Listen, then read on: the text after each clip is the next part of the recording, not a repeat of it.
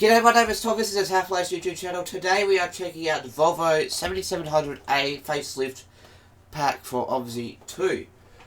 Last time we checked out the MAN Catino 18.310 and spoiler alert, I was quite disappointed of what that model was. I do apologise if the parking looks kind of crap. The game had a bit of a lagging issue while I was spawning in this bus for some random reason. And yeah, it kind of pushed me to the side. Pushed me to the side. As you can see.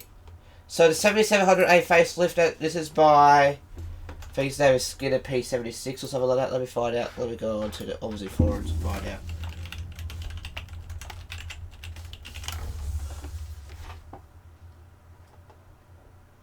Give me 1 second here.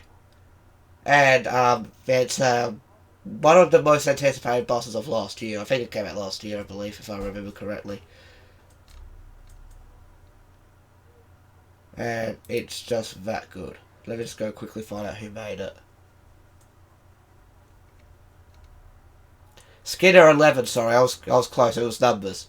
Skinner 11 is the actual boss that the guy that makes it.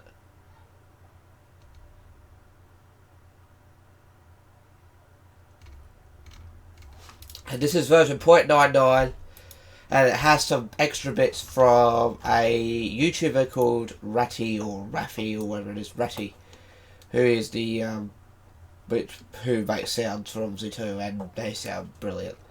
Anyway, so looking around the actual bus, as you can see, it's very, very nice. The things you can open on the outside, you can open the window, which we will do because it's got a very nice engine noise. Because I did try it out last night just to see what it was like.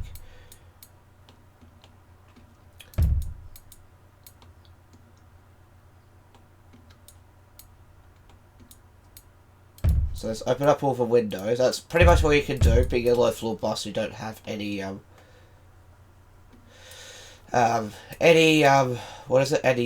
storage bins or anything like that. You've got two air conditioning units at the top. Well, I think this is an air conditioning unit, and then you've also got the thing here that opens up the an escape hatch or something like that. But this is a 3-axle bus once again. This one is, we'll be looking at two versions. This is the Germany version, the IVU, and there's also the Hungarian version, which we'll check out. There's some noticeable differences in the interior. So overall, this bus looks very, very nice. I really like how it's designed. And let's check out the other stuff on the interior. So as you can see, we've got some blue, looks like blue fabric interior for the seats, as you can see. We'll have a listen to the stop sound.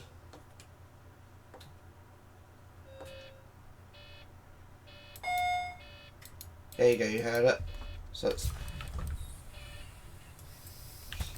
So press it again, so it will sound like this. If someone presses the stop button. Just like that. And you just open the doors. But yeah, very, very nice interior. Colour scheme, blue and red kind of suits. It's good colours to have. There's your doors there. You've got, this is your third set of doors. But yeah. But that's what it will sound like, which is very cool. Yeah. Turn the interior, turn the dash off now. And you'll hear it ding at me for some reason. But yeah.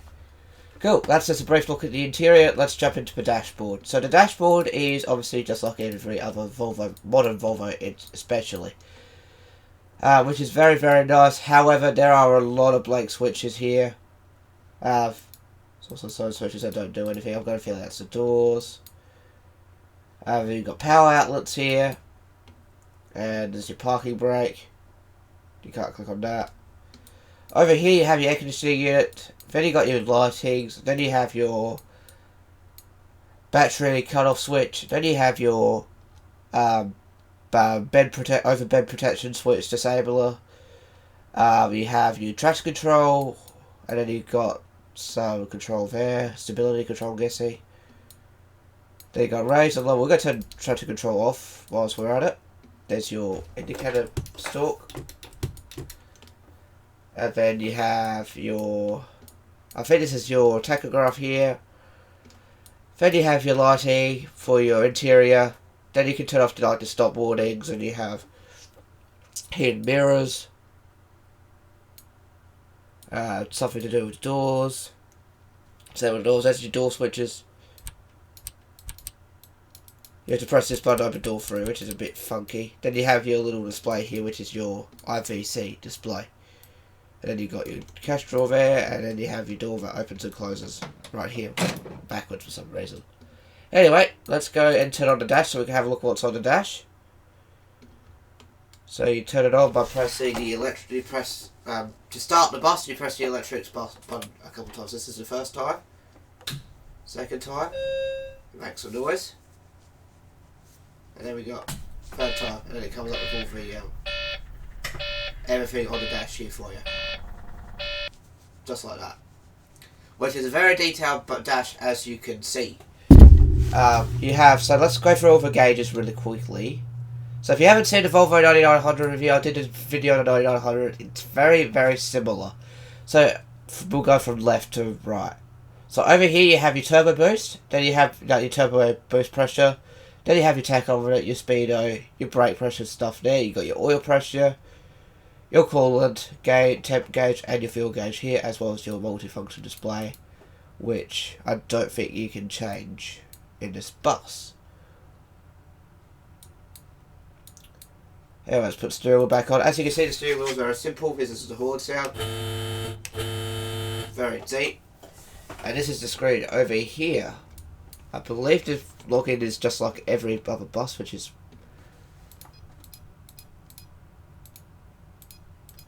maybe not. No, it's not. No, I don't know what it is. I'll find out. I'll find out before the next video on this bus. Anyway, that's a brief look of the electrics on. I'll show you the lights. The lights will turn on the screen there. You can't really see it anywhere else. And you press it a couple of times to turn on the. So there's your high beams. So then just turn that on. Let's start her up. So to start her up, you hold down the electrics button, which is for keyboard users. It's the E key. So if I say electrics, that means it's the E key. For if I say engine key, it's the M key. So let's see how we go.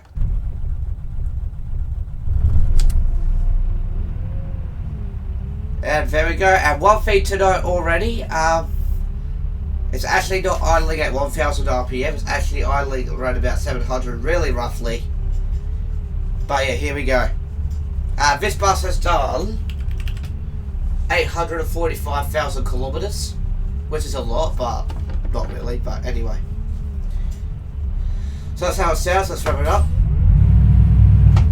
They all sound like that, which is fine, but it does make a good noise. I really love ratty noises. So let's go ahead and put it into drive, just like that. Actually no. To put it into drive, you need to slam on the brakes, then you can push it to drive, which is annoying. And let's go for a drive. It does have a low idle too. Right, we'll get up to 50 km per hour, regular speeds. Just so we can test like how the transmission's feeling, everything like this. Is the voice transmission, I believe, in this one. And here we are at 50 at around about 1200 RPMs. Or in this bus's case, 1500 RPM, which is a little bit high for a regular bus. So we're turning left here. We're just going to drive it like we normally would do in a city standpoint until we get up there. So we're going to turn on to like a band intersection here. We're going to turn right. Just pretend we're doing like driving in the city here on the Top Gear test track. So let's go ahead and do that. We're turning left, we're turning right, so it's clear. Oh, we should stop. We're going to do a 0 to 50 pull. It starts to ease down a little bit better as the bus warms up, which is good. Away we go. This bus makes a good sound. I really love this engine. I'm going to shut up for a minute so you can have a listen to it. Sounds so good, doesn't it? It just sounds that good. I think this is probably the best sounding bus we have in OMSI 2. No offense to the other buses. I think this is the best, honestly. I really do. As much as I love how the Scania sounds and the Solaris, And even a Mercedes sounds pretty good, but I think this is the best sounding bus that we have. Is the good old Volvo diesel. Not sure if this is a V8 or not. I think it's just a 6-cylinder diesel, maybe. If you know what these 7700A buses use, let me know in the comments below. We've got 60 here, not 65, as you can see. So at 60, we're at about 1500 RPM, unless it doesn't, yeah, no. Obviously in gear, so it does at 1300. No, this one actually also does that, about 1300, right?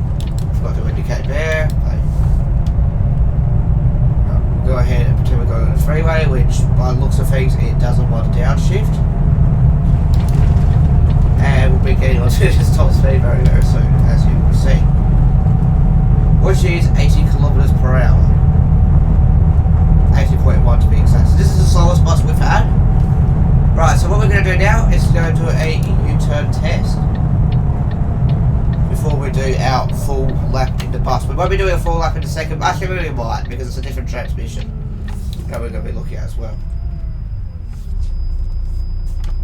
And as you can see, it's actually idling down nicely. So let's put it back in neutral. We'll give it a quick restart so I can show you how it starts regularly. Actually, put your parking brake on. So we'll turn it off. It's going to dig-get me.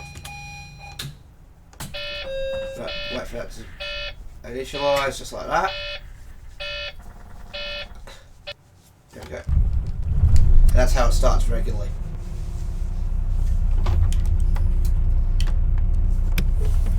Oh yeah, you need a lot of brake pressure. So let's do the U-turns. Let's switch your indicator on. And let's see how it does. And hopefully we don't go into the bends. Yeah, we are. We're just about to then. Well, we tested that after the lap as well. But there we go. We're actually right on the middle of the centre line of the runway here.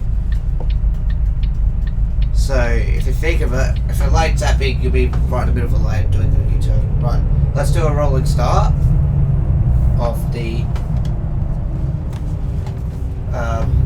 lap. Let's go. Let's do our top gear lap now. Let's see how well it does on the track.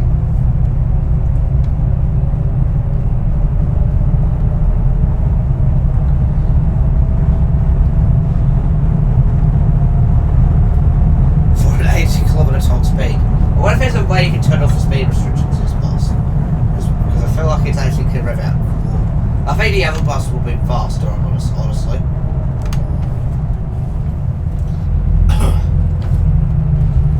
We'll find out when we get to that after this lap. Okay, make sure we are.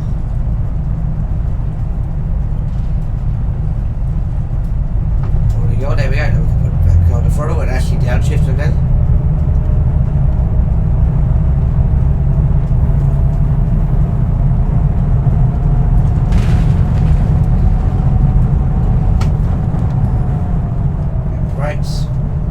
Brakes.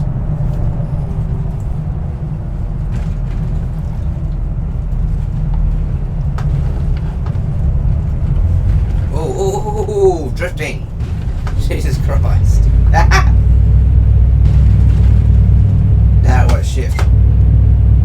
I broke it. I think I broke it. Hang on, I think I broke it. Hang on. The lap was a bit of a fail. I think because I broke it. Let's go. Let's try that again. That will shift. That was weird. It just revved up to 2500 and I couldn't do anything. So I just reset it. So let's pretend that didn't happen. But why not? Because I broke it. I don't know how I broke it. Away we go. Through here.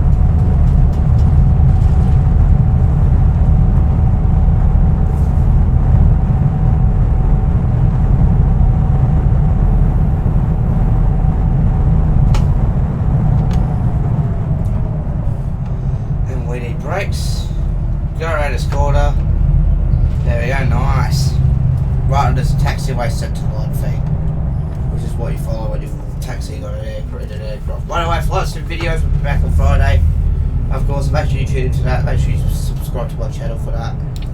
I do Microsoft Flight Simulator 2020 videos on Friday, and we'll be starting on flying some of the default aircraft and giving like a way and showing you how to fly for each aircraft. And we'll park in. There we go.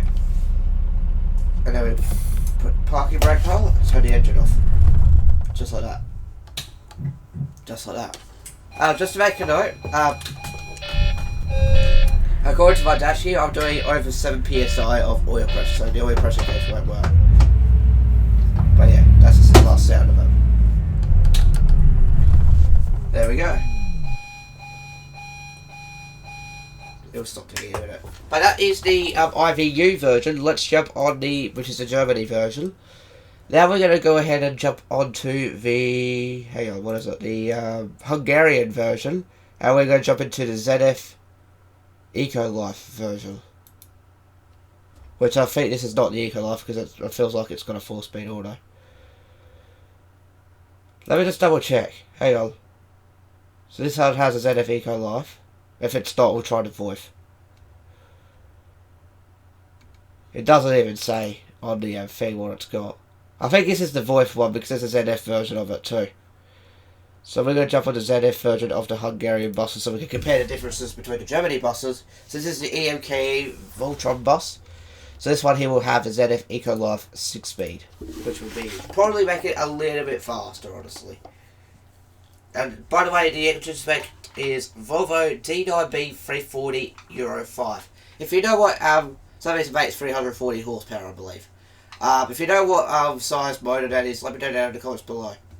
So once again, it's Volvo D9B or Delta 9 Bravo 340 Euro 5.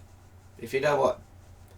And it is 16.7 tons. It has 52 plus 1 plus 94 seating. So that's a lot of seats there. With 52 standing, 52 sitting, 94 standing. Plus 1 wheelchair. So this is going to take a while to load because it had an issue loading before. So if you see it lag, I do apologise. It might not lag this time though, you never know. But maybe it might do, we'll see. Okay, it's loading now. We'll just wait. I was using this to losing my OBS screen so you can see it there. It's orange. Okay, it's taking forever to load, sorry. I was going to switch to a different desktop really quickly whilst I wait for it. We'll just wait for it to load in the map. There we go, perfect. So here we are here, this is the Hungarian buses. There's not really much difference between the Hungarian bus and the Volvo bus on the outside. It's still a 3-axle bus with all the sounds. We'll leave the windows shut this time because it's the same engine. It looks pretty much exactly the same. We'll park them next to each other in a moment. But, and this interior is exactly the same, but the main difference is there's no screen here. They actually changed the, changed the ticket printer to be a traditional ticket printer rather than one on the screen. This one here's on about 800,000 Ks, but we'll go take it for a lap, because this has the ZF 6-speed, compared to the VoIF 4-speed that's in that one. So we'll start it up, just the same way. I'll show you. So you can see we're on our first notch. There we go, then the battery turns on. Then the key goes on to the on position, and everything comes to life. There we go, and then we'll start it up. And it has its rough idle again. Yeah, so that's the main difference between the Hungarian and the Germany bus is the ticket printer. So this has an EMKE ticket printer, well, the other one uses the IVU ticket printer. Anyway, so let's go take it for a lap and see how different the ZF Eco-Life is compared to the other transmission. Let's see how we go.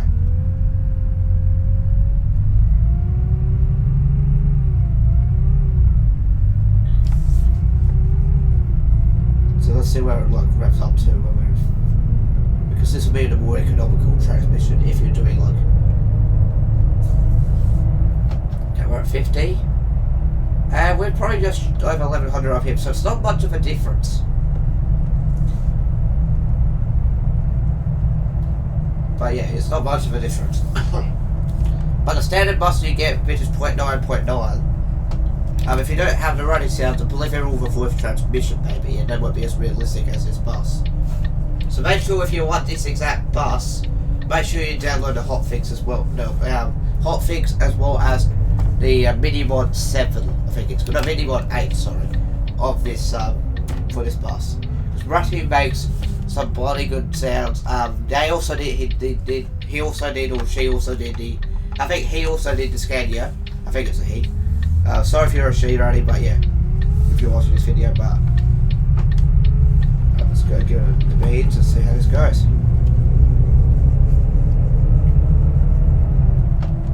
But yeah, it drives pretty much the same. I've got a feeling the other bus is actually also a ZF transmission. But yeah. But really, the version of the bus you drive is up to you. Do you want the screen ticket printer or do you want the old-fashioned ticket printer? That's pretty much the difference, really. And also, do you want a ZF transmission or do you want the VoLVO D864, whatever it is? But yeah, it sounds very nice, even with everything shut. It sounds very, very, very good. Yeah, let's go and give it a little beans to get to 60. It's not kicking down, just like it did before. Yeah, that's 60. And the speedo is in pretty good calibration. It's just the tachometer is a little bit off in terms of RPMs. Which is not a big deal, honestly. Because not many people are going to be using the telemetry from the sim dashboard to compare it, but if you do, keep in mind it's not going to be 100% correct. Like, let's see if it's the same top speed. Yeah, it is. It's got a little bit on it. So I've got a feeling this is the same transmission, so I'm not going to really drive it on a proper lap. Oh, one thing I haven't done, we'll do it with this bus, is test the angle of the bed protection and see what it is compared to the Scania, the Mercedes. The Mercedes didn't have any bed protection. It was only the Scania and the Solaris. And the last bus didn't have it either. I don't think I even tried it on the last bus. Nah, it didn't even have it because it didn't have the switch to turn it off. So let's do a quick.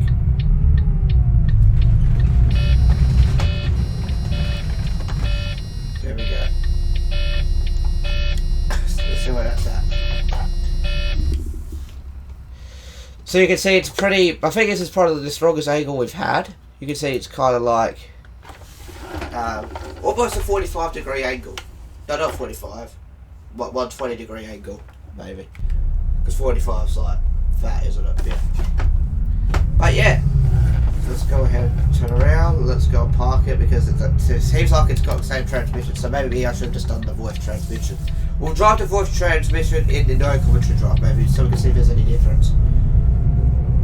But yeah, overall that is the VOLVO 7700A by Skinner 11, and I'm going to park this bus right next to the other bus so we can actually see if there's any other visible differences between a Hungarian VOLVO and a German VOLVO. So let's go ahead and park up here. I don't think there is much difference, honestly. So we'll park it in just like so. Put the parking brake on. And then turn off the ignition. Let's actually see if there's any difference. Went a little bit.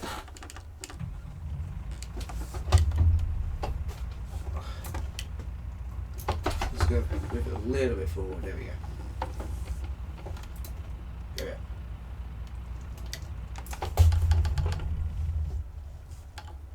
There we go. So there's not really much obvious differences between the VOLVOs together on the outside. Does this have daytime running lights? Hang on. Let's just try turning the lights on. No. Maybe if you have it like that, it will. Yeah, I don't know. But yeah, on the outside, it looks exactly the same, essentially. Now, even down to the top here.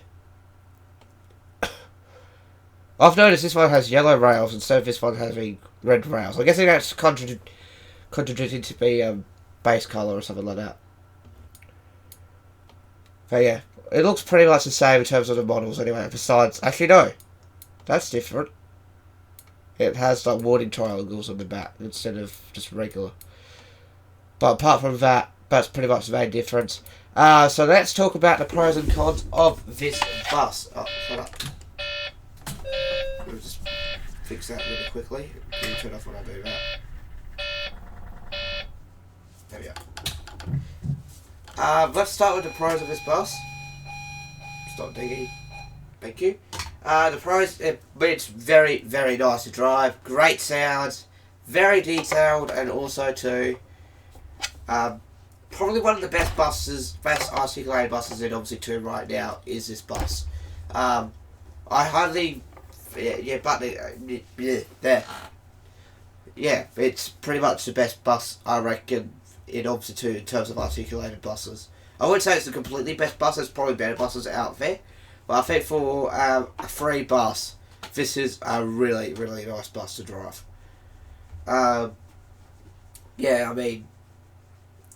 It definitely would probably be worth payware. I remember there was a Volvo going for payware, and I don't know what happened to that bus. I don't know what happened to the person. I don't know if he stopped making it and gave up or something like that. There was another Volvo that was going to be payware that I was quite interested in, but unfortunately I think that never happened. But yeah, that's the pros of this bus. It's very detailed, it sounds nice, it drives nice, and very futuristic, and also too, it's one of the best buses in OMSI 2 in my opinion. The worst parts of this bus is, right, here we go. Number one, the tachometer doesn't match the telemetry that's given out from the simulator into sim dashboard. So that is a bit of a negative if you're if you're picky like me. Like, let me show you again. So like we're starting out here. It should be idling around about 600 RPM, but according to this we're doing about 900 RPM. That's not right. What else is there? Number two, some of the blank switches might be a bit of concern to some people, because I believe this also has a whole bunch of blank switches. Yes, it does. And also too, yeah. And number three, this doesn't work, so I don't know why that's there. So a couple of things don't work, but really that's not a big deal considering how good this bus is to drive. And yeah, I mean, I forgot to show you that. That's where you get your clipboard and everything like that to know when. Then you can probably then you can put it away like that. So that's something I forgot to show you.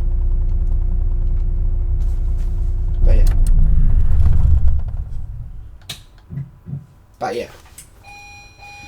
So yeah, that is pretty much it. So I'm going to give it a 9 out of 10. It's definitely a good bus, but there's definitely some things that they can fix to make it a perfect score, like add some switches onto the side. But then again, that might be the real bus's fault. And also to maybe figure out a way to make that work, to make it realistic, and make sure you not let the person start it, unless that's put in or something, or not let the person drive it, unless the card's put in like a real bus. But do I recommend it? Absolutely. If you are wanting an articulated bus to drive around at OMSI 2, this is what I recommend for now anyway. We don't know what the other buses have to entail. I'm hoping we can review a manual bus next episode for an articulated bus, because we haven't done any manual buses yet. We've only done automatics. But yeah, so if you want to download this bus, the link is in the description down below. I highly recommend downloading it and checking it out for yourself. Keep in mind, if you have a pretty crappy system, it may not work. It's only if you have a really decent system, because of how big of a detail, how much detail it has. Which is probably another con, honestly, is the detail. So the pros, once again, it drives great, very good detail, very futuristic, and probably one of the best articulated buses I've tested so far. And the negatives, RPM is not really in sync. As you can see, we're meant to be idling around about 600 RPM, and the some of the things don't work, and the blank switches, and also to the fact that it needs a pretty hefty PC to run. Then again, I have an i5, 4th gen i5, like I've been mentioning in my Microsoft Flight Simulator videos, and that's been fine. But yeah, 9 out of 10 is a fair score. I do recommend you download it. It's in the description down below. I might also link the map in the description down below, which I haven't done in the other month. So if you... And by the way, I do apologise that the last video was late. I scheduled it wrong. I think I set it to the wrong date, so it came out a bit later than usual, so this will hopefully be out on time. But yeah, that is going to be the end of the OMSI 2 videos for today. We are halfway through the reviews. This is episode 5.1. The next episode we might look at some older school buses. We've looked at, so we can have 5 modern, maybe 5 older school. I've got an idea. The next one may or may not be a DLC. You might know what that bus is. I'm not 100% sure yet. But yeah. And also too, we are going to have a total of 4 seasons of OMSI 2. I've decided, because that's 1 season per type of bus. So season 1 was coach buses. This is the articulated buses season. Next season I won't reveal yet until episode 10.2. And then the season after that will be whatever the last category is. Because then we can move on to 2014's game. Because in case you don't know, OMSI 2 came out 7 years ago, I believe. Yeah, 2013. Because I'm trying to do, this is part of like going through the last decade of vehicle simulations. So I'll be making videos on 2014's game after 4 seasons of OMSI 2. And then when we do that for a bit, probably do about 30 episodes of that. And then when we do a 2015, then we'll do our 2015 gameplay, then 16, 17, 18, 19. And then 20 we could do a video on another racing game that came out this year. Which I have no idea what's coming out this year. Yeah. So I hope you did enjoy this video. Make sure you hit the like button if you have. If you're stopping by for the first time, please subscribe. Go ahead and download this map if you haven't. Download this bus, I'm sorry. If you have a very good PC. Take care, have a good one. Bye bye.